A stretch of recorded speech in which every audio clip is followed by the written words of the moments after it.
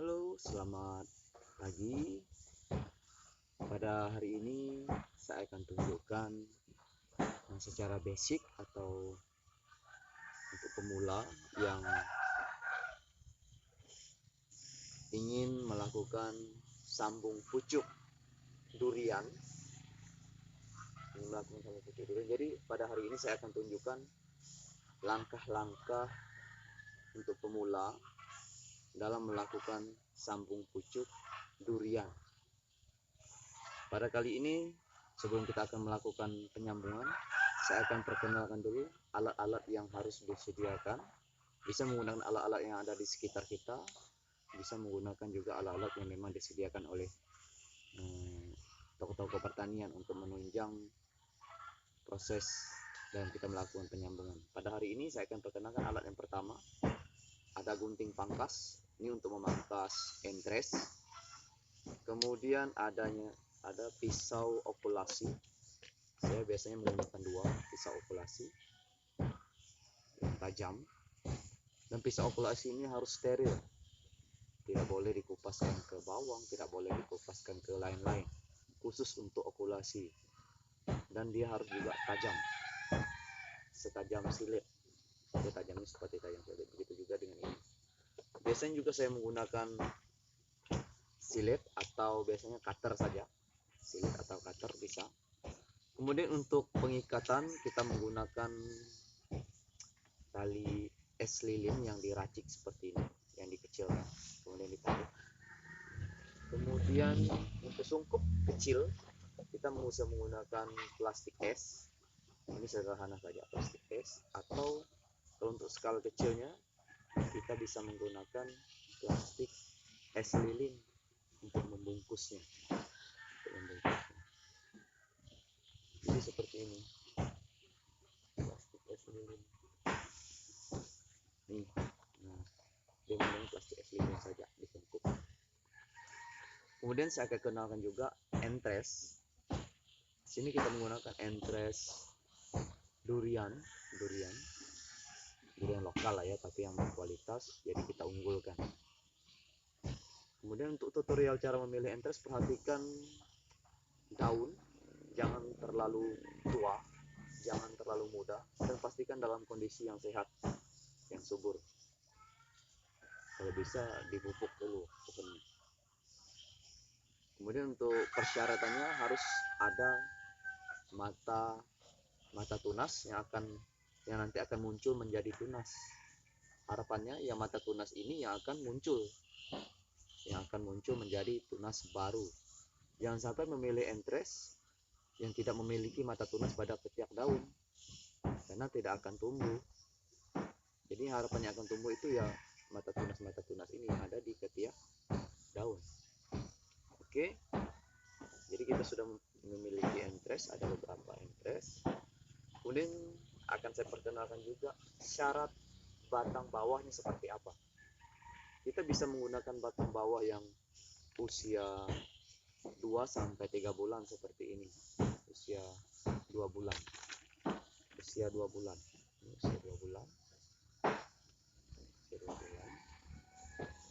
Kemudian bisa menggunakan yang sudah besar juga seperti ini.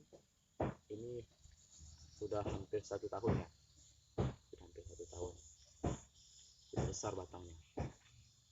Kemudian kita akan coba langsung lakukan penyambungan. Yang pertama harus kita lakukan adalah ambil pisau. Kemudian entresnya kita siapkan dulu. Yang pertama kita harus siapkan entres terlebih dahulu. Ini entres dan batang bawah yang akan kita sambung. Ini batang bawah yang akan kita sambung. Kita perhatikan, kita usahakan mencari entres dan batang bawah yang hampir sama besar atau persis sama besar, supaya mempermudahkan kulit dari kedua tanaman ini bisa bersatu, karena yang bergabung itu adalah bagian kambium kulitnya, bukan pada batang. Ini sudah sama besar, perhatikan. Pada kali ini juga saya akan tunjukkan, saya akan melakukan sambungan utuh sambungan utuh dengan daun tidak dibuang seperti ini. Ini sambungan utuh, daun tanpa dibuang. Sedangkan ini daunnya dipotong habis, tinggal sisa sedikit. Jadi saya akan lakukan sambungan daun utuh seperti ini. Ini sudah jadi, sudah bertunas. Ini udah usia 2 minggu, jadi sudah mulai bertunas baru dia. Ini sudah mulai bertunas baru. Positif jadi. Oke, kita langsung saja. Karena daunnya agak terlalu besar, saya akan potong dulu sedikit. Seperti ini saja sudah. Kita sisakan 2 daun saja. Tujuannya apa? Agar proses fotosintesisnya cepat, sehingga pada usia 2 minggu saja tunasnya sudah mulai muncul dengan cepat. Perhatikan, tunasnya sudah mulai muncul dengan cepat. Mempercepat pertumbuhan juga sebenarnya. Kalau dipotong, pengalaman saya dipotong habis itu pada usia 3 minggu baru dia muncul tunasnya. 3 minggu baru dia muncul tunasnya, dan perkembangannya agak lambat. Kalau sedangkan ini perkembangannya akan cepat sekali karena daunnya sudah mencari makan. Paham ya? Oke, kita akan lakukan penyambungan. Pertama kita jodohkan dulu, nih jodoh namanya. Harus sama besar, langsung kita potong saja. Kemudian kita lakukan pembelahan seperti membelah biasa. Belah 2 saja, sudah.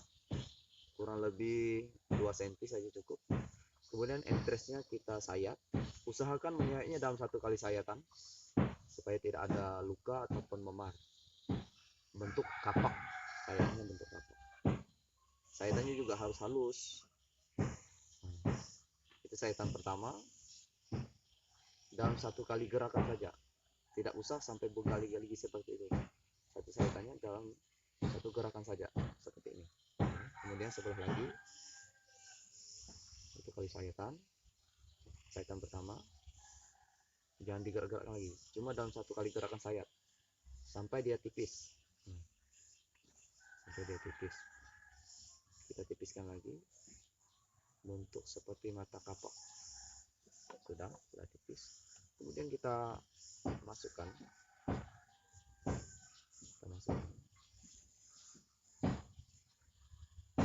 Sudah presisi dia masuk, kemudian kita lakukan pengikatan dengan plastik es tadi. Ikatnya dari bawah ke atas, jangan dari atas ke bawah karena air rentan masuk. Simpel saja sebenarnya. Setelah diikat, kemudian agak dikencangkan, langsung kita bungkus menggunakan plastik es yang kecil. Kita bungkus menggunakan plastik es yang kecil. Kita tumpuk dengan daun-daunnya saja.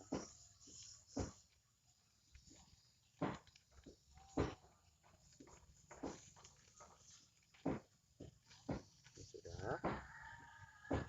Kemudian langsung kita ikat.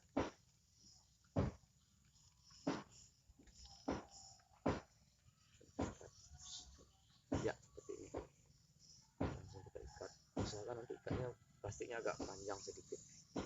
Kita akan tarik plastiknya. Ini harus menutupi luka dari persambungan entres kita ya. Jadi kita lepas dulu karena ini masih terlalu pendek. Biasanya menggunakan plastik es batu yang agak panjang. Plastik es batu itu bisa digunakan karena agak panjang.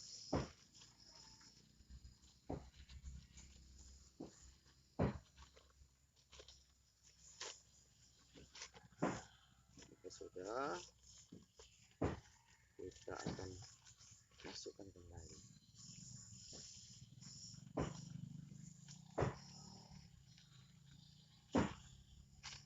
Jadi ini cocok untuk para pemula yang ingin belajar melakukan sambung pucuk durian.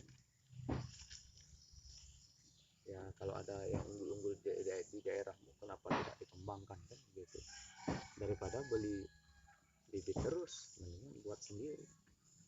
Kita boleh beli bibit untuk sebagai bahan produksi kita, misalnya beli musangking, dibesarkan dulu, kemudian ambil entesnya atau biru hitam.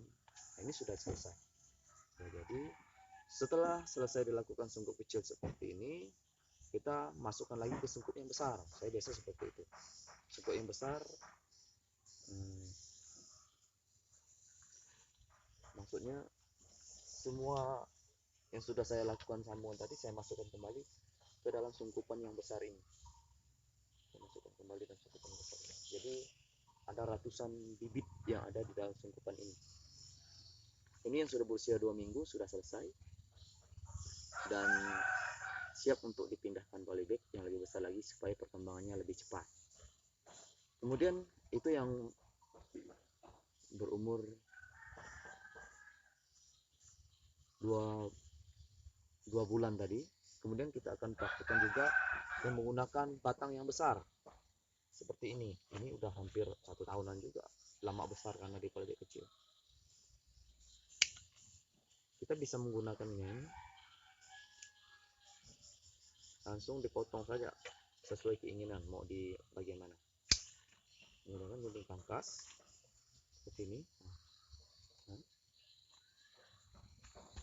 Kemudian kita kupas kulitnya saja, jangan kita belah, tapi kita kupas kulitnya saja, seperti melakukan okulasi ya. Sambung pucuknya seperti melakukan okulasi dengan mengelupas kulitnya. Dengan mengelupas kulitnya saja, seperti ini. Karena dia batangnya besar, jadi lepas kulitnya saja, ya, lepas kulitnya saja sampai ke batang. Setelah itu kita siapkan entresnya. Daun tetap utuh, tidak kita buang. Selanjutnya kita sayat seperti mata kapak juga, sama seperti sambung pucuk. Sayat seperti mata kapak, namun di belakangnya agak kecil saja. Di belakangnya agak kecil saja. Sudah seperti ini. Jadi saya tanya ya. Langsung kita masukkan pada bolahan tadi, kemudian kita ikatnya sama dari bawah ke atas.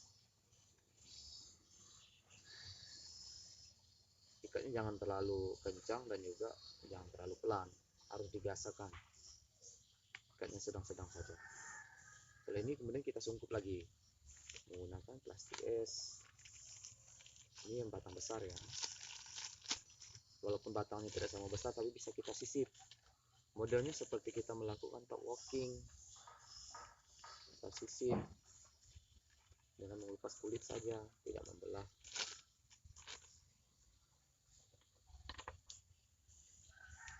Kemudian kita ikat.